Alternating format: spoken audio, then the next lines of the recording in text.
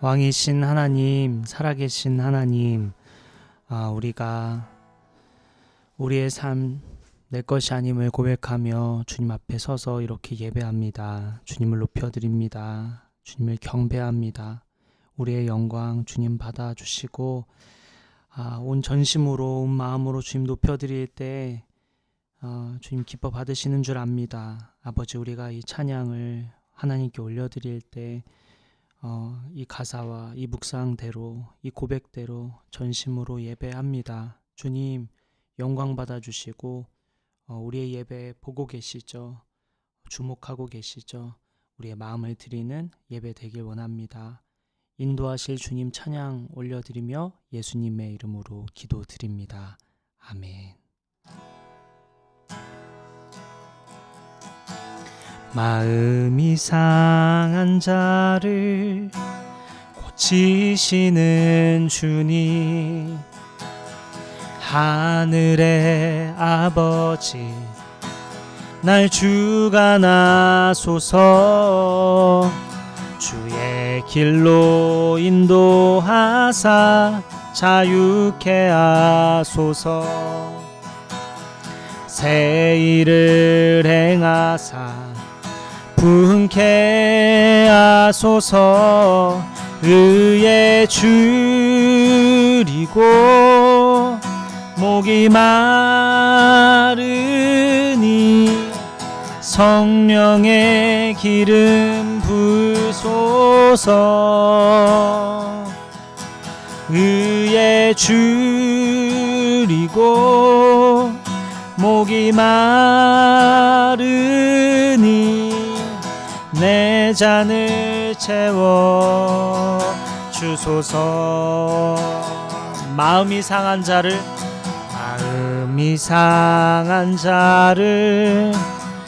고치시는 주님, 하늘의 아버지 날 주관하소서. 주의 길로 인도하사 자유케 하소서. 새 일을 행하사 분케 하소서. 의에 줄이고 목이 마르니 성령의 기름 부소서. 의에 줄이고 목이 마르니 내 잔을 채워 주소서. 아멘. 우리를 성령으로 채우사, 성령으로 채우사 주보게 하소서. 주의 임재 속에 은혜 알게 하소서. 주 뜻대로 살아가리 세상 끝날까지. 아멘. 나를 빚으시고 새날 열어주소서. 의에 줄이고 목이 마르니 성령의 기름 부소서. 아멘. 의에 줄이고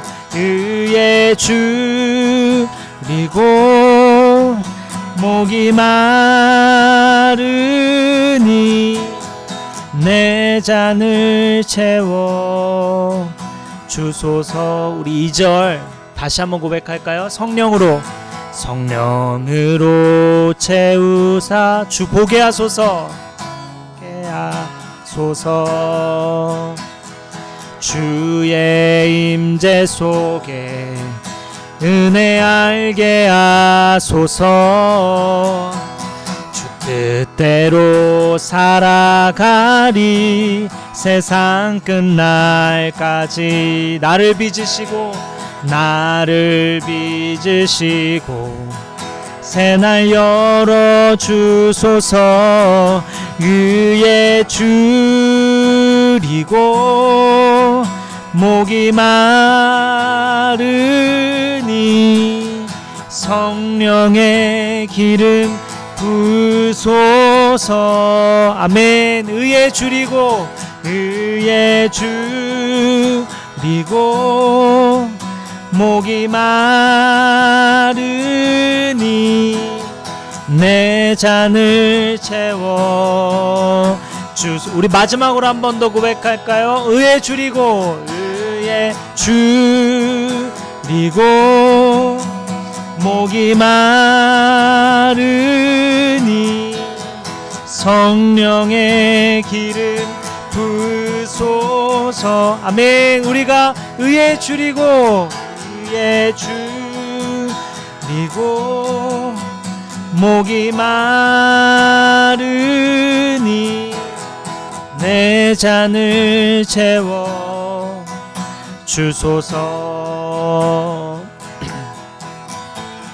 하나님 안에서 우리 서로 이어져 주가 거하실 성전이 되네.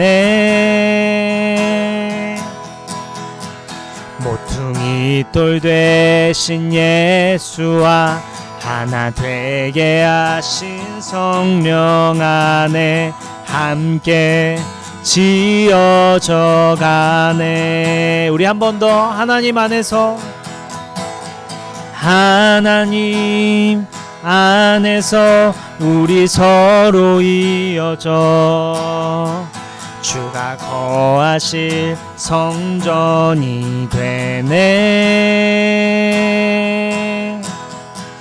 모퉁이 돌 되신 예수와 하나 되게 하신 성령 안에 함께 지어져 가네. 우리 처음부터 고백할까요? 우리는 하나님의 자녀, 주 사랑 안에 우리 거할 때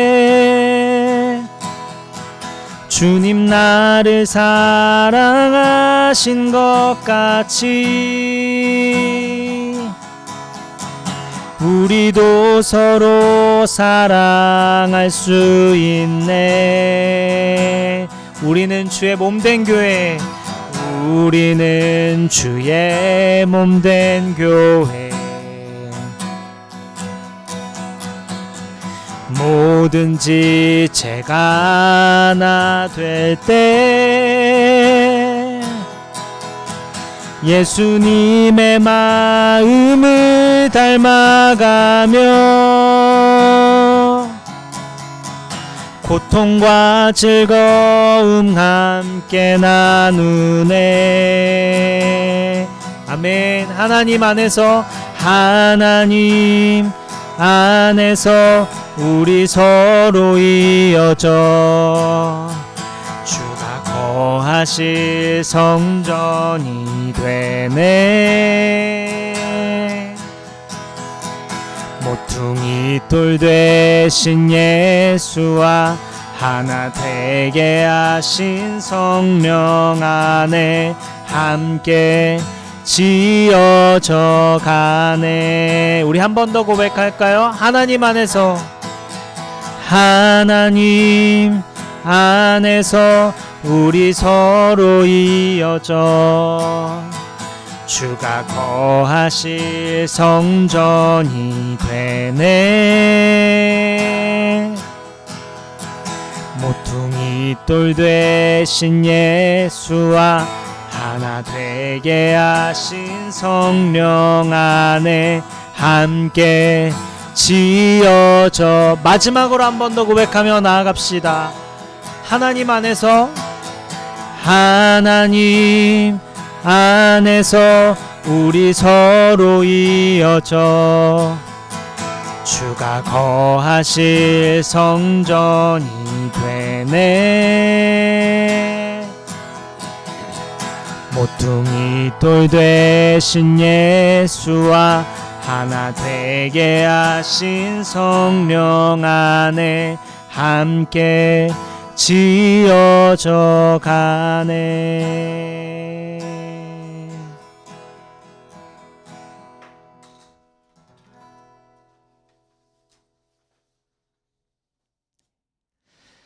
우리 함께 사도신경 고백함으로 나아갈 텐데요. 우리 지지난주에 제가 얘기했던 것처럼 우리 습관에 의해 그냥 고백하는 게 아니라 마음으로 이 한 문장 한 문장 고백하며 나아가면 좋겠습니다. 시작.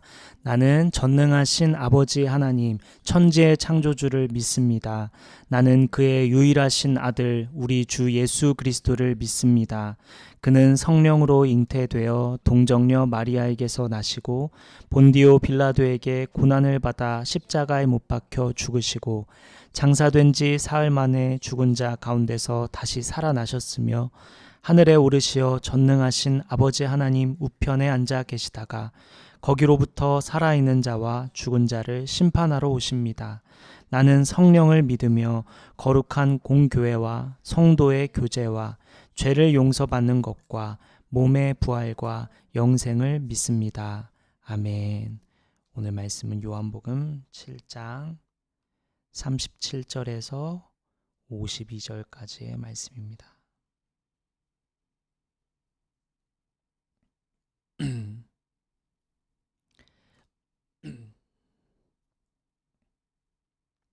37절에서 52절까지의 말씀입니다.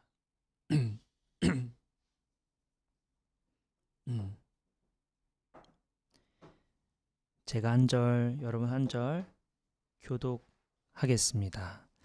명절의 가장 중요한 날인 마지막 날에 예수께서 일어서서 큰 소리로 말씀하셨다.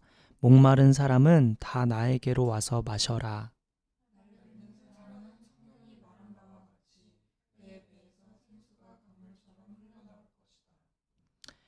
이것은 예수를 믿은 사람이 받게 될 성령을 가리켜서 하신 말씀이다. 예수께서 아직 영광을 받지 않으셨으므로 성령이 아직 사람들에게 오시지 않았다.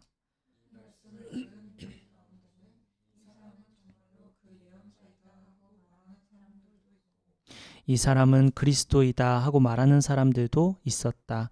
그러나 더러는 이렇게 말하였다. 갈릴리에서 그리스도가 날 수 있을까?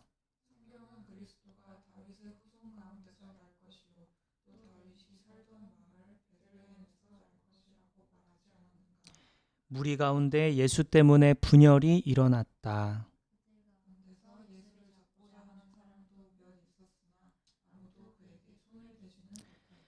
성전 경비병들이 대제사장들과 바리새파 사람들에게 돌아오니 그들이 경비병들에게 물었다. 어찌하여 그를 끌어오지 않았느냐?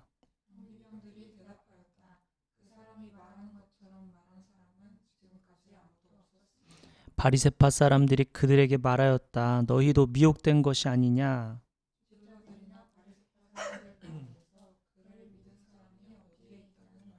율법을 알지 못하는 이 무지렁이들은 저주받은 자들이다.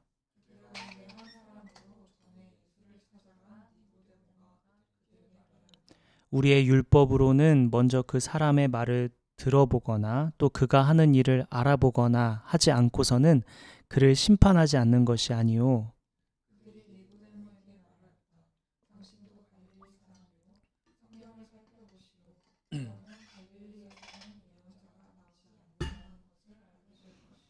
아멘. 오늘 말씀은 하나님이 우리를 초대하신다라는 제목으로 말씀을 나누도록 하겠습니다.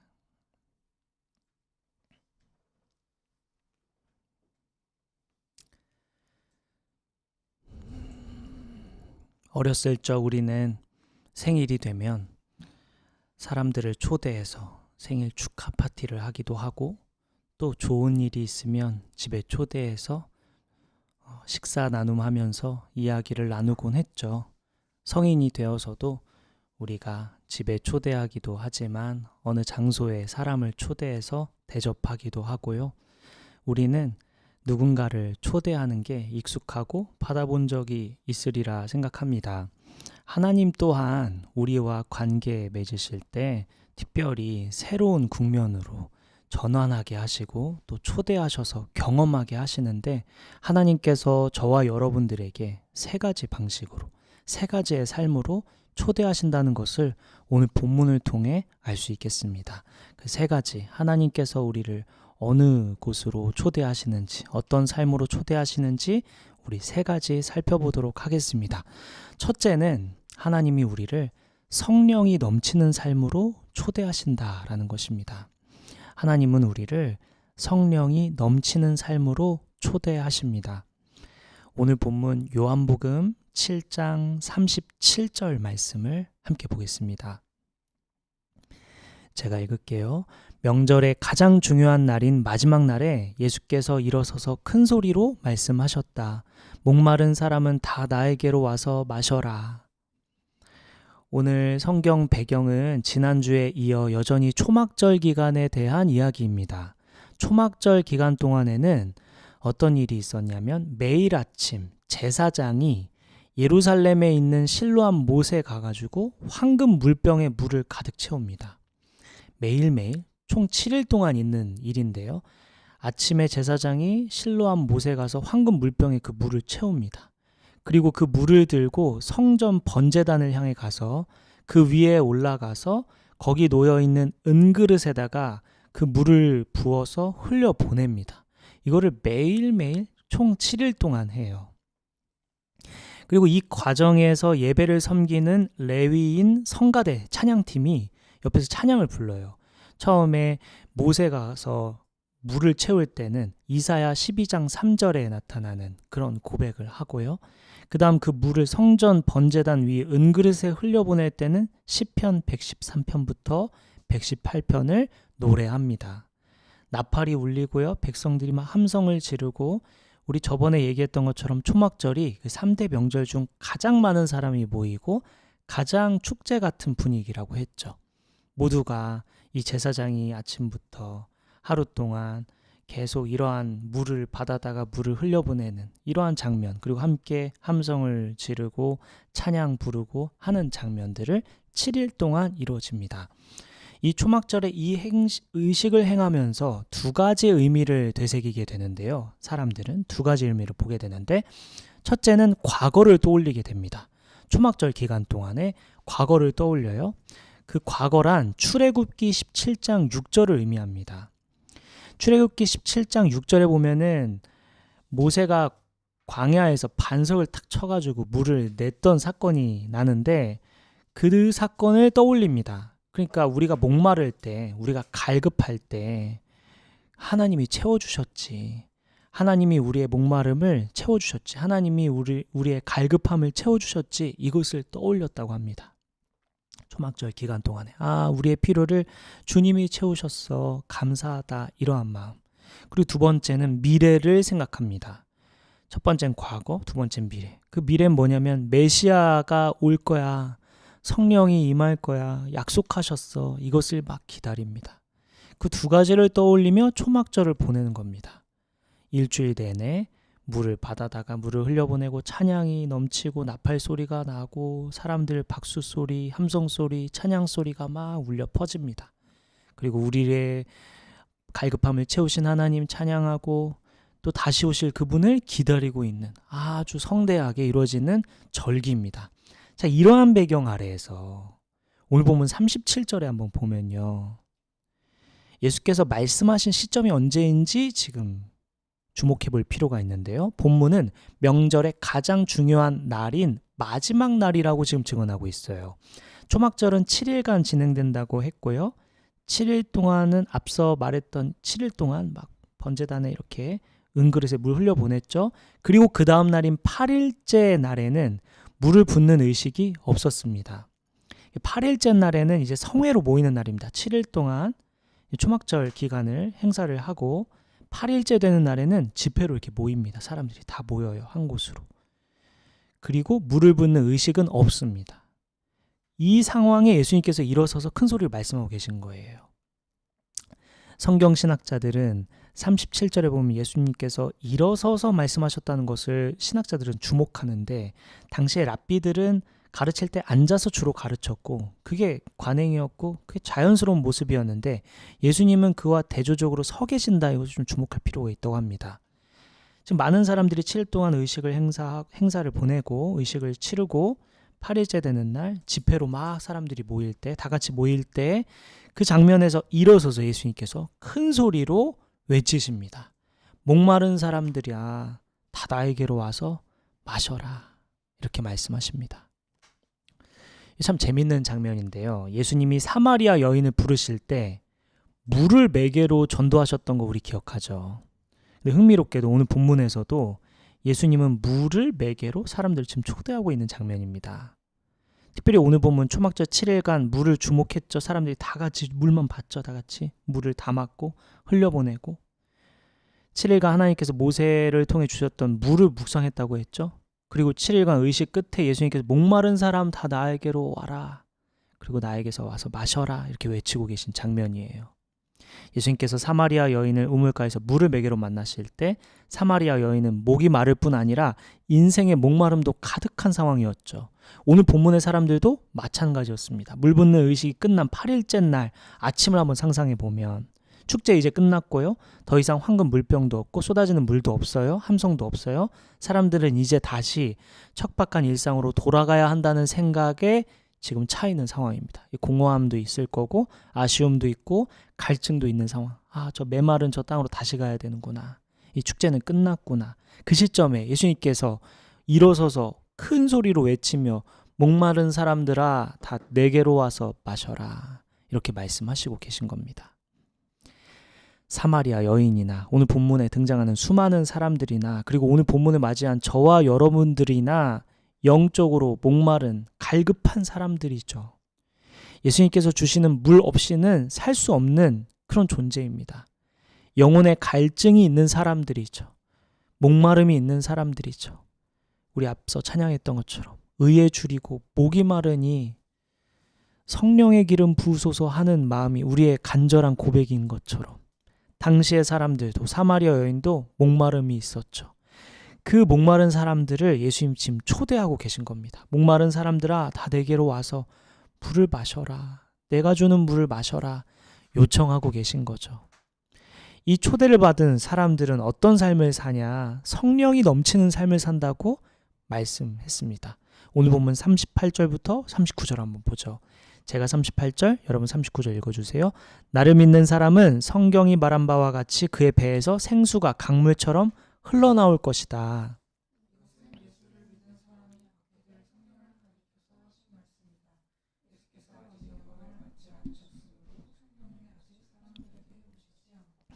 (38절에서) 예수님이 약속하고 계시죠. 나를 믿는 자는 그 배에서 생수가 강물처럼 흘러나올 거야.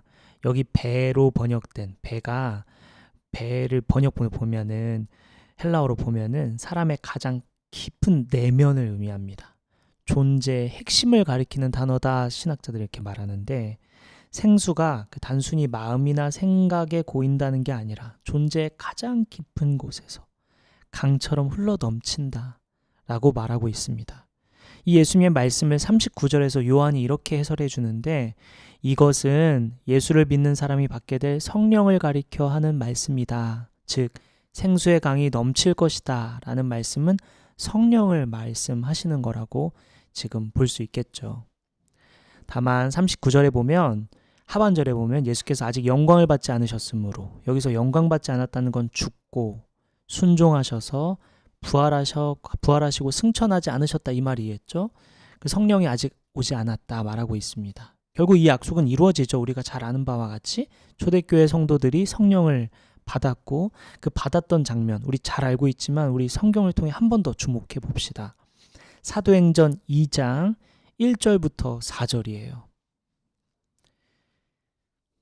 예수님께서 나를 믿는 자는 그 배에서 생수가 강물처럼 흘러나올 것이다 라고 했던 장면이 실제로 이루어졌던 장면 사도행전 2장 1절부터 4절 한 절씩 읽어볼게요. 오순절이 되어서 그들은 모두 한 곳에 모여 있었다.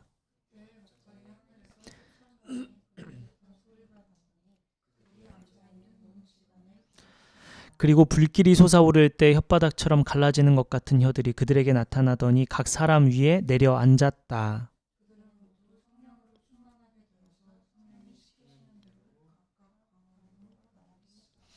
지금 예수님께서 12제자들 그리고 제자들의 제자들, 제자들의 제자들의 제자들까지 그 초대교회가 그 험한 핍박 속에서도 흩어지면서 복음을 전할 수 있었던 비결이 무엇일까?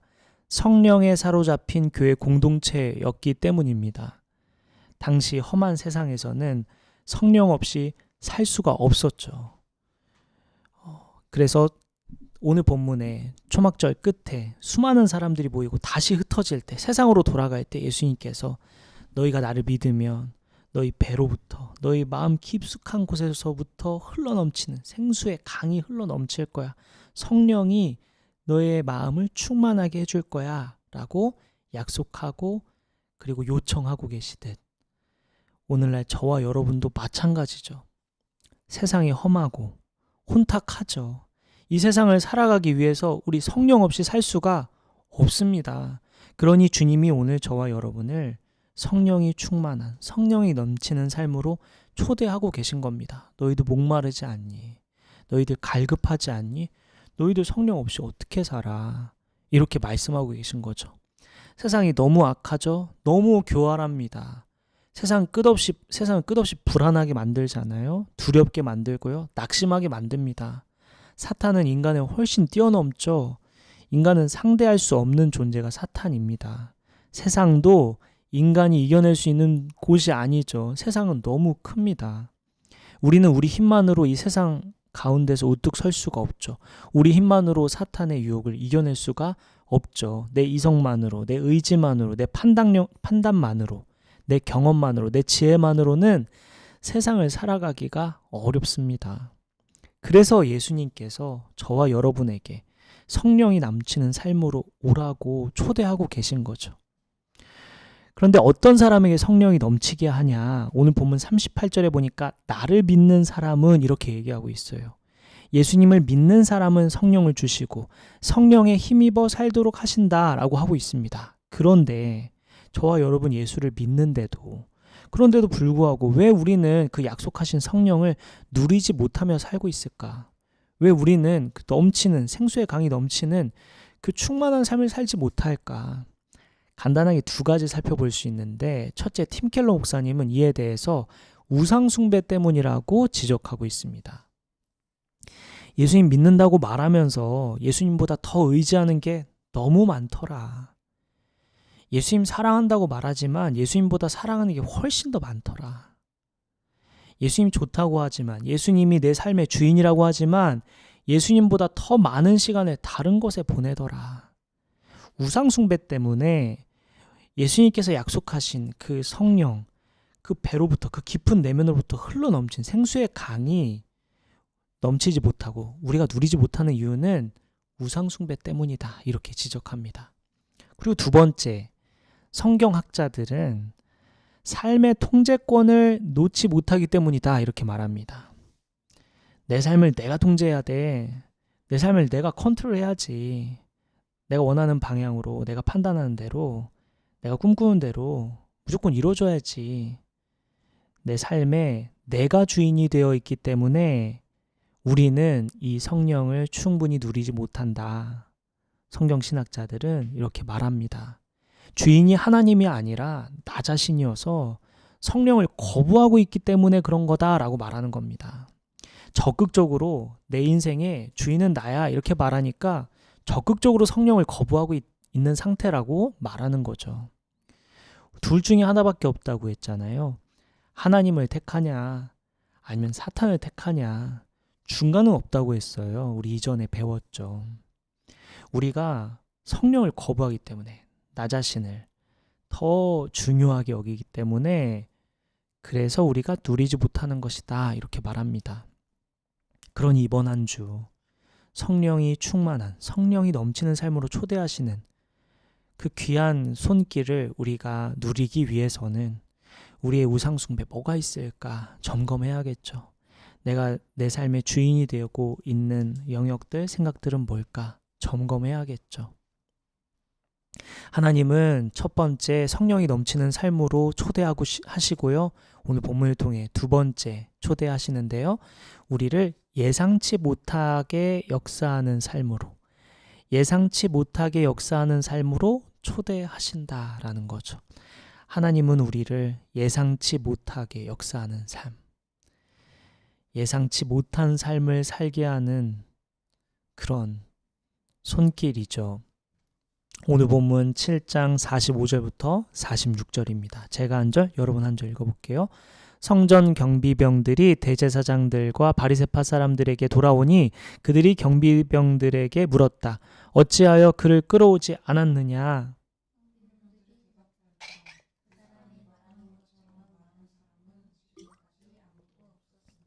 예수님이 목마른 자는 내게로 와서 마시라고 외치니까 사람들이 주목하고 궁금해하기 시작해요. 저 사람 누구지? 앉아있지도 않아. 갑자기 일어서 외쳐. 수많은 사람들 앞에서 저 용기 있게 말하는 저 사람 누구지? 하기 시작하죠. 그리고 오늘 본문 40절에서 41절을 보면 어떤 사람들은 예수님을 선지자라고 말합니다. 저분 선지자 아니야? 믿을 만한 사람인 것 같아. 저분은 미래를 얘기하는 것 같아. 이렇게 얘기하고, 그리고 지금 현재의 상황을 잘 진단하는 선지자 같아. 이런 말을 하고, 또 어떤 사람들은 저분 그리스도 같아 라고 말합니다. 여기서 그리스도는 당시 사람들이 쓰던 헬라어예요. 그리스도라는 게. 이 헬라어를 구약 언어로 바꿔보면 이 그리스도를, 구약 언어로는, 히브리어로는 메시아를 뜻합니다. 그러니까 지금 유대인들이 사람들이 모여서 저분 메시아 아니야? 요 얘기를 지금 하고 있는 겁니다.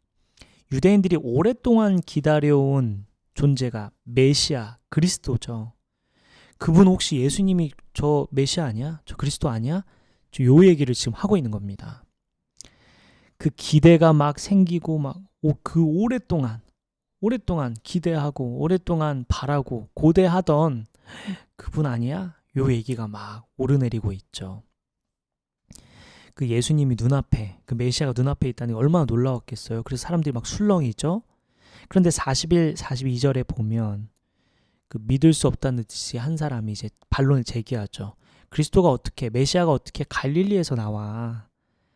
성경에 보면 메시아는 베들레헴에서 태어나야 한다고 말하고 있어요. 근데 사람들은 몰랐죠. 예수님이 베들레헴에서 태어나긴 태어나셨는데 자란 곳이 갈릴리라는 걸 사람들이 지금 모르고 있는 상황입니다. 그래서 논쟁이 벌어지면서 오늘 본문 43절에 보면 분열이 일어났다고 말합니다.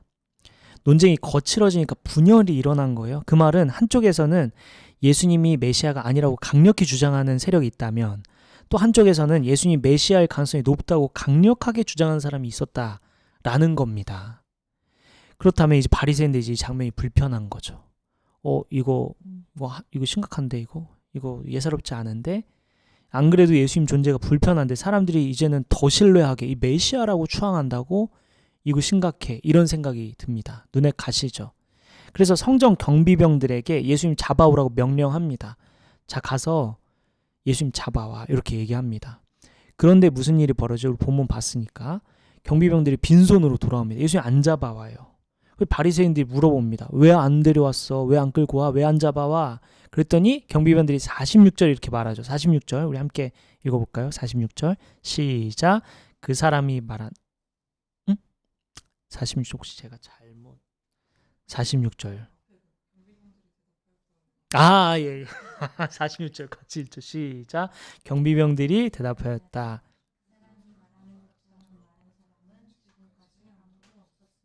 네, 지금까지 그렇게 말하는 사람 아무도 없었습니다. 아주 놀라운 고백이었어요. 바리새인들이 예수님을 잡아오라고 명령한 성전 경비병들은 어떤 사람이냐면 대제사장과 산헤드린 공회, 당시의 대제사장들 중에 산헤드린 공회에는 오늘날로 치면 국회의원들이죠. 막 법을 막 만들고 판단하고 막 이런 사람들, 지금의 국회의원보다 훨씬 더 강력한 권력을 가진 사람들이었죠. 거기에 소속되어 있는 경찰이었습니다. 지금 이 성전 경비병들은. 그리고 이 로마 소속 군인이 아니고 여기 대제사장, 산헤드린 공회 소속 경찰들이었어요. 그리고 이 경찰들은 누구로 구성되어 있냐면 그 중에는 제사장도 있었고요. 그 중에는 레위인도 있었습니다. 그러니까 지금 한 편이에요. 그러니까 이 사람들 한 편이에요. 한 패예요. 바리새인들의 의견에 적극적으로 동의하는 사람들이고 한 팀이었던 사람들인 거죠. 그 사람들이 지금 예수님 잡으러 간 겁니다. 오늘날로 묘사하면 체포 영장을 이제 받아들었어요. 이제 데려오라고 허락 받았어요. 지금 사내들인 공의회에서. 그럼 이제 데려오면 됩니다. 임무 수행하면 되는 거예요. 그래서 잡으러 간 거죠. 예수님에 대한 어떤 환상도 없고 아무 생각도 없는 사람들입니다. 신자도 아니에요. 그냥 잡으러 간 겁니다. 그런데 빈손으로 돌아오는 거죠. 왜 그랬을까? 46절 경비병들이 지금까지 이런 사람 없었습니다. 이런 고백 때문이었습니다. 이 말이 참 중요한데 헬라어로 우데포데, 단순히 이 사람 드물었어요. 이런 사람 지금까지라는 표현이 드물었다 이런 게 아니라 이 표현은 역사 일에 단 한 번도 없었다는 식의 가장 강한 부정입니다.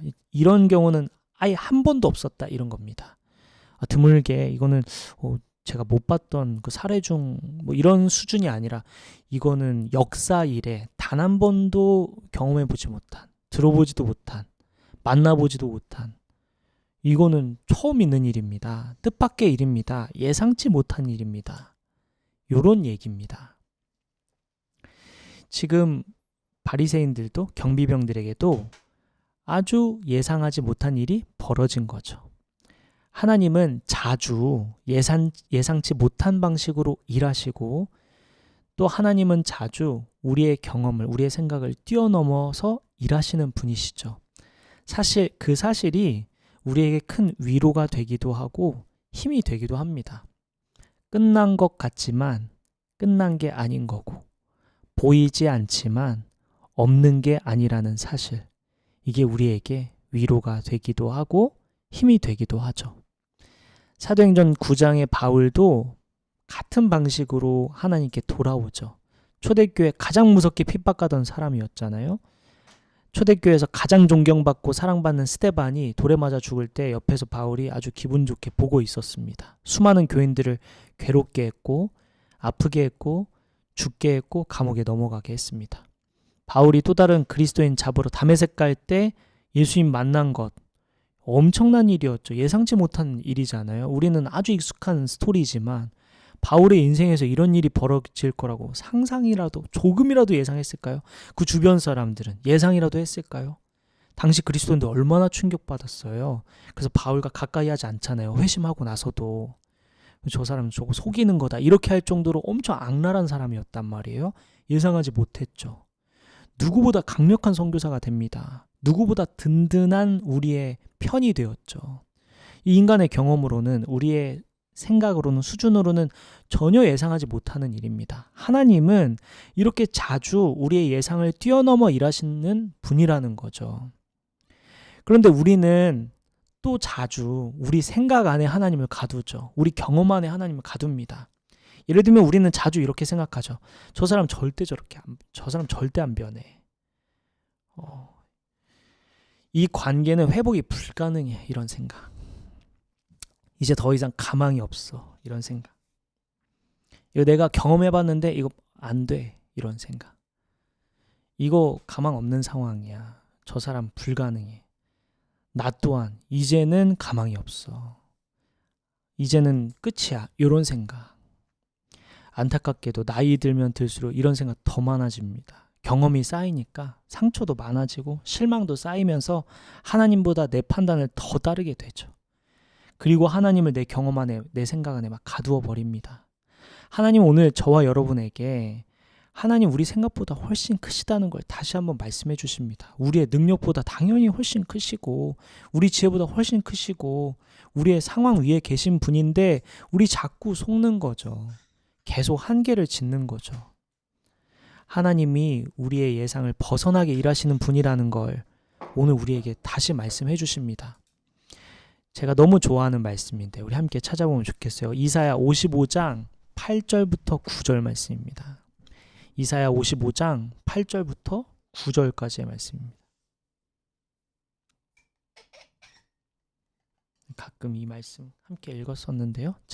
우리 같이 읽을까요? 시작. 나의 생각은 너희의 생각과 다르며 너희의 길은 나의 길과 다르다.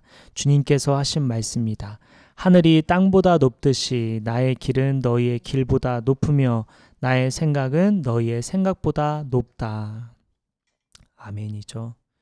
이번 한 주 내가 이미 포기한 사람 누구 있습니까? 더 이상 이제 기대 안 해. 이제 끝났어 라고 한 상황은 무엇입니까? 하나님께서 다시 그것을 내려놓고 너 정말 그렇게 포기할 거야? 너 정말 그렇게 생각할 거야? 우리에게 지금 요청하고 계신 거죠. 우리 다시 이제 기도 이렇게 해야겠죠. 하나님, 제가 보지 못하는 방식으로 혹시 지금 일하고 계십니까? 하나님, 제가 못 보고 있는 하나님의 일하심이 있습니까? 그것이 무엇입니까? 하나님, 제가 놓치고 있는 사람 있습니까? 제가 한계 짓고 있는 것 무엇입니까?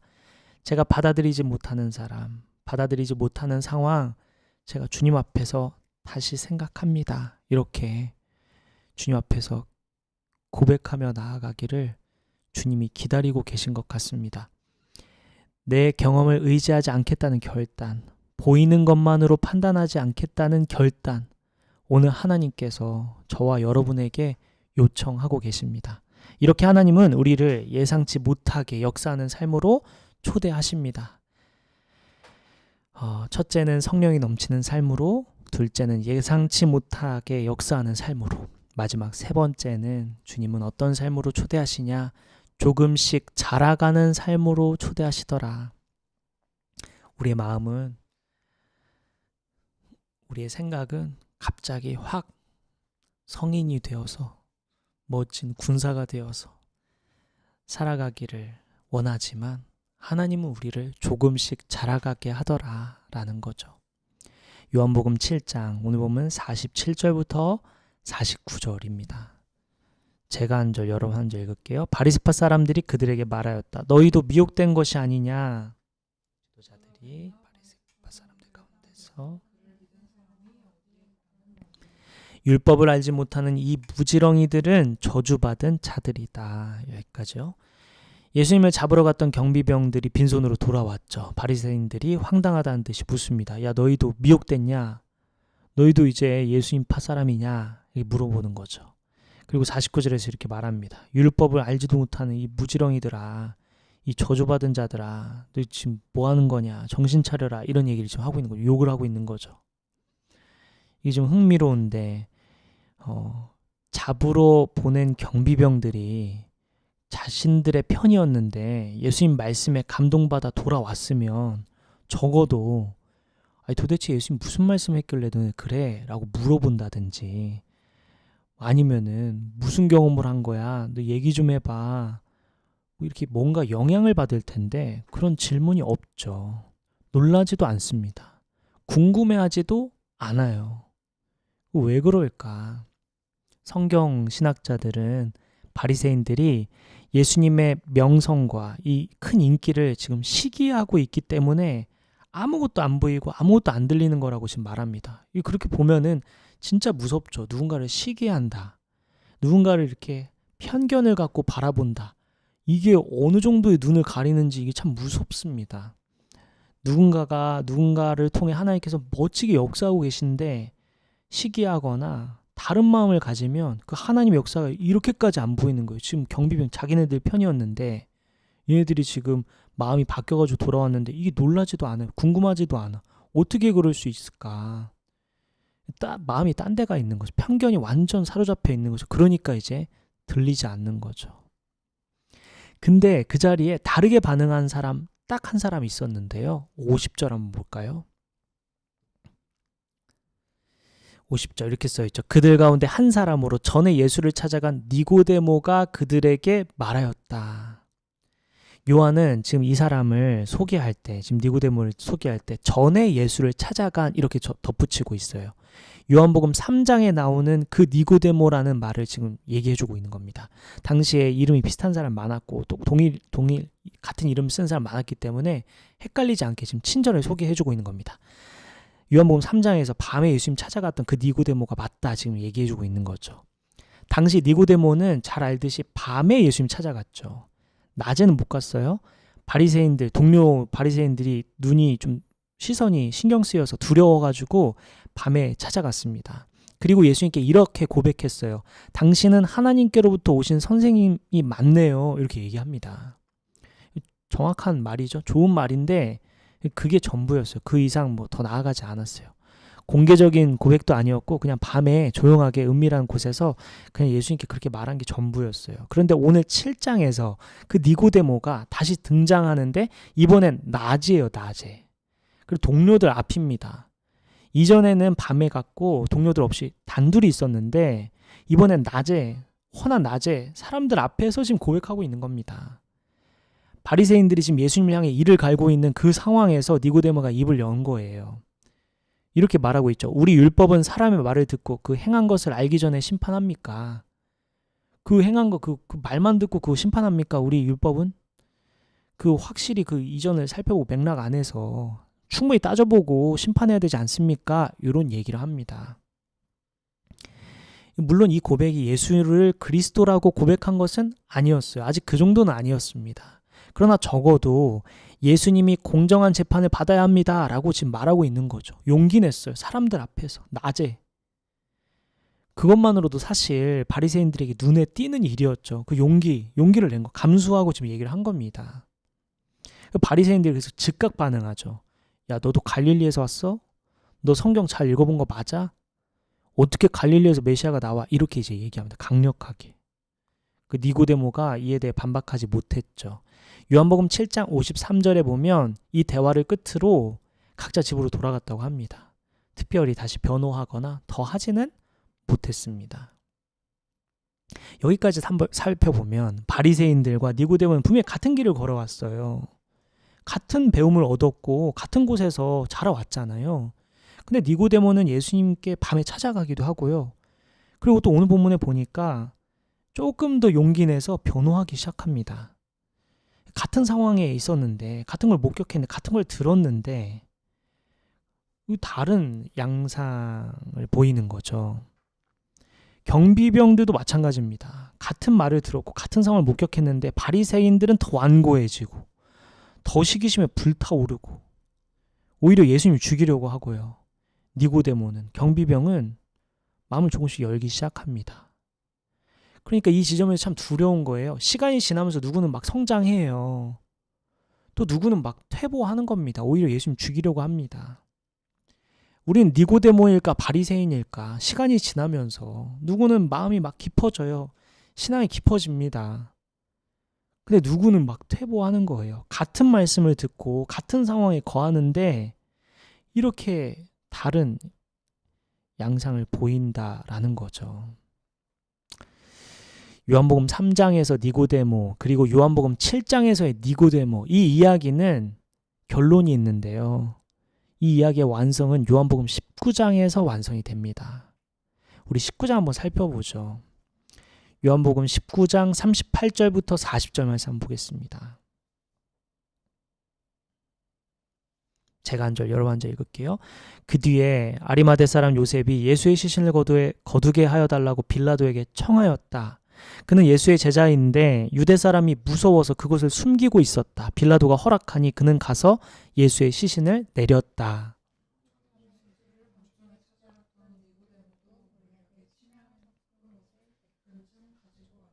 그들은 예수의 시신을 모셔다가 유대 사람의 장례 풍속대로 향료와 함께 삼배로 감았다. 네, 거기까지요. 예수님이 십자가에 돌아가신 후에 이제 니고데모가 뭘 하냐. 예수님을 진실하게 믿는 사람들과 함께 나타나죠. 모략과 침향 100리트라를 가지고 옵니다. 공개적으로 이제 뭐 하냐면 시신을 이제 장사 지내죠. 지금 요셉, 아리마대 요셉이 유대 사람 무서워서 몰래 이렇게 할 정도로 지금 분위기가 심상치 않은데 그 자리에 니고데모가 나타납니다. 자신이 가진 것을 들고 모략에 침향을 섞은 것을 100근쯤 가지고 예수님의 시신을 장사하기 위해 나타납니다. 목숨을 건 거죠.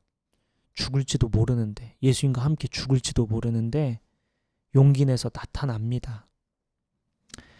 요한복음 3장에서 7장, 7장에서 19장으로 니고데모는 시간이 지날수록 신앙이 자라간 거죠. 밤에 몰래 왔던 니고데모가 동료들 앞에서 소심하게 변호했던 니고데모가 이제는 예수님 시신을 장사 지내기까지 목숨을 걸고 예수님과 함께 합니다. 마지막 그 자리를 니고데모가 지키는 거죠. 한 번에 바뀌지는 않았지만 조금씩 자라갑니다. 우리가 그동안 살펴보고 이야기 나눴던 것처럼 신앙에는 중간이 없죠. 신앙은 생명이기 때문입니다. 하나님 우리에게 주신 것은 새 생명이라고 했습니다. 생명은 어떻죠? 자라가게 되어 있죠. 그래서 바리새인처럼 퇴보하는 방향이 있고 니고데모처럼 조금씩 성장하는 방향이 있을 뿐입니다. 그렇다면 여러분은 어느 방향으로 나아가고 있으십니까? 예수님께서는 우리를 조금씩 자라나는 삶으로 부르셨다라는 거죠. 저는 요즘 목회적으로 목사로서 자주 고민하고 있어요. 요즘 믿을 만한 사람에게 또 우리 모임에서 종종 얘기하는데 저와 여러분이 이제 함께한 지 어느덧 6년 차에 접어들었어요. 6년 차. 그동안 장소의 변화도 있었고요. 인원의 변화도 꽤 많았죠. 시간이 흐르면서 저와 여러분은 더 신뢰하는 관계로 돈독해져 가고 있는 걸까? 또 여러분은 서로 얼마나 마음을 열고 받아들이고 얼마나 서로 더 사랑하게 됐을까? 이보다 더 중요한 것, 얼마나 하나님을 더 사랑하게 됐을까, 여러분은? 여러분은 얼마나 이웃을 사랑하는 범위가 얼마나 넓어졌을까? 내가 이해하지 못한 사람까지 품고, 그래, 저 사람까지 내가 사랑해보자. 이 범위가 얼마나 넓어졌을까? 그동안 예수님 사랑을 전하기 위해 몇 사람에게 시도를 해봤을까? 또 하나님 나라를 위해 내가 하나님 나라에 기여해야지 하는 마음으로 어떤 섬김을, 헌신을 했을까? 또 하나님은 당시 고아와 과부를 돌봐라, 사회적 약자를 돌봐라 이런 명령을 하시죠. 오늘날 저와 여러분은 사회적 약자를 위해, 억눌린 사람들을 위해 얼마나 헌신하고 있을까? 여러분의 신앙은 6년 전, 지금 비교하면 자라가고 있을까? 물론 사람은 잘 변하지 않아요. 지독하게 완고하고요. 지독하게 고집스럽고요. 자기 생각 잘 안 바꿉니다. 잘 안 변해요. 정말로. 죄가 가득해가지고 죄를 너무 좋아해서 잘 안 바꿉니다. 저도 마찬가지예요. 그러나 오늘 본문의 니고데모처럼 조금씩은 자라가더라라는 거죠. 하나님 우리를 조금씩 자라가게 하신다라는 거죠. 그 조금씩이 쌓이면 오늘 니고데모처럼 전혀 다른 사람이 되어버리는 거죠. 여러분 그렇게 자라가고 있으십니까? 저는 목회적으로, 목사로서 자주 그 위기를 느낍니다. 내가 정말 여러분의 영적 아비로서 잘 서 있는 걸까? 여러분 지금 잘 따라오고 있는 걸까? 여러분 지금 그 꼴을 잘 먹고 있는 걸까? 이런 생각. 우리 말씀 하나 같이 찾아보고 마치면 좋겠는데 에베소서 4장 15절입니다. 에베소서 4장 15절입니다.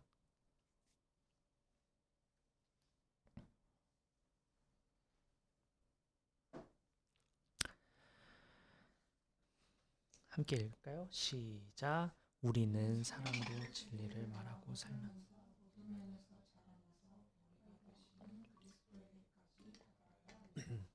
모든 면에서 자라나서 그리스도에게까지 다다라야 한다. 자라나야 한다. 사랑으로 진리를 말하면서 사랑. 내가 나를 사랑하듯 이웃을 얼마나 사랑하는가? 그 범위가 얼마나 넓어져 가고 있는가? 내가 얼마나 나를 용납하듯 타인을 용납하고 있는가? 내가 얼마나 내 것을 떼어서 이웃을 위해 섬기고 있는가? 내 시간을, 내 생각을, 내 재능을 누군가를 위해 얼마나 헌신하고 있는가? 우리 살아있는 동안에 하나님께서 우리를 구원하시는 것만이 우리를 향한 뜻 전부가 아니잖아요. 만약에 우리를 구원하는 것만이 하나님의 뜻이었다면, 그런 것만이 뜻이었다면 우리 이 땅에 왜 존재해요? 있을 이유가 없잖아요. 이 땅에 남겨놓으신 이유가 있단 말이죠.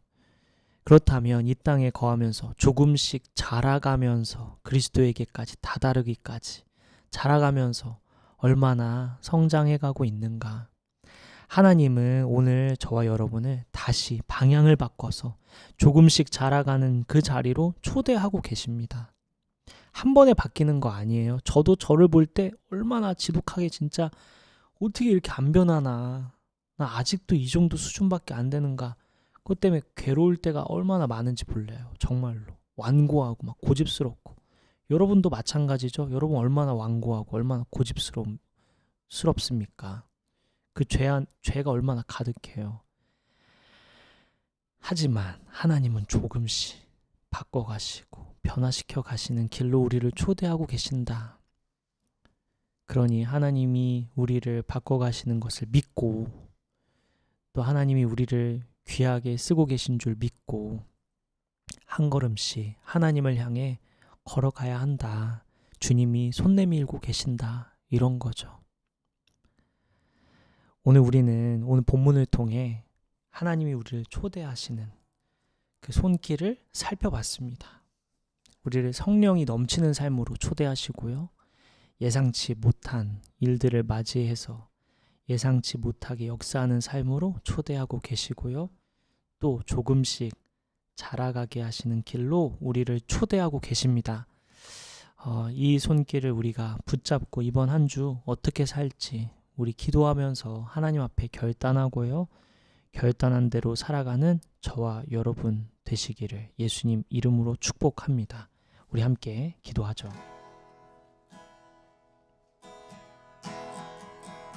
우리 기도할 때 하나님 이번 주 제가 그럼 무엇 하길 원하십니까? 제가 무엇을 깨닫길 원하십니까? 제가 무엇을 위해 기도하길 원하십니까?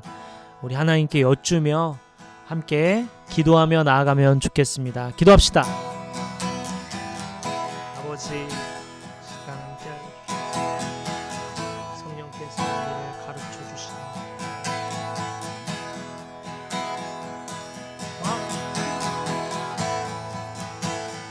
아버지,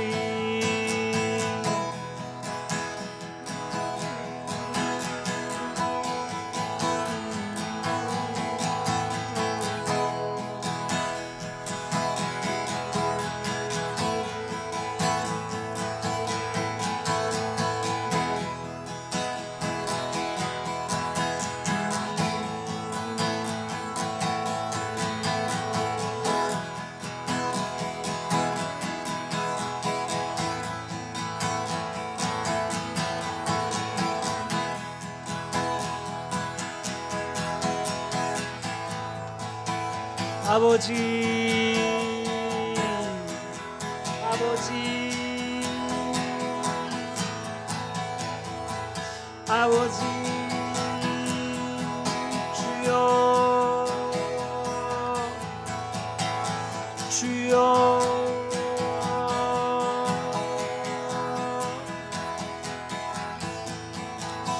아버지.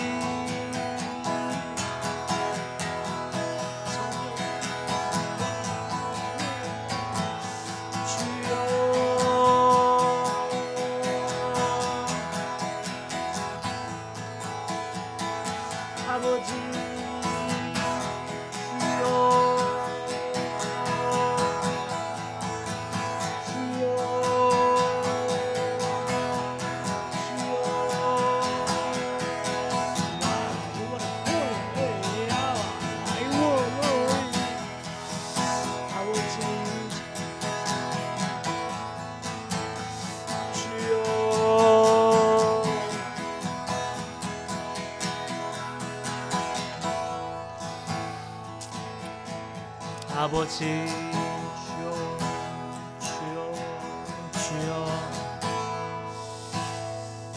주여.